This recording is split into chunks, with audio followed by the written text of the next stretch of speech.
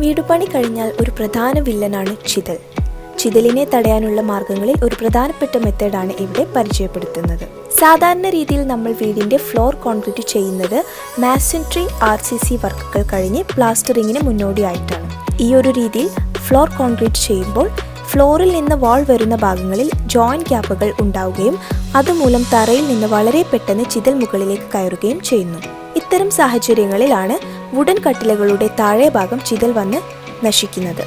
ഇത്തരത്തിൽ ബേസ്മെന്റ് കഴിഞ്ഞ ഉടനെ വീടിന്റെ സ്ലാബ് കോൺക്രീറ്റ് ചെയ്യുന്ന അതേ രീതിയിൽ ജോയിന്റ് ഇല്ലാതെ ഫ്ലോർ കോൺക്രീറ്റ് ചെയ്യുകയാണെങ്കിൽ തറയിൽ നിന്നുള്ള ചിതലിനെ നമുക്ക് 100% തടയാൻ കഴിയും. സാധാരണഗതിയിൽ ഫ്ലോർ കോൺക്രീറ്റ് ചെയ്യുന്ന പോലെ തന്നെ ഇവിടെ നമ്മൾ 1:3:6 എന്ന റേഷ്യോയിലാണ് കോൺക്രീറ്റ് മിക്സ് ചെയ്തിട്ടുള്ളത്.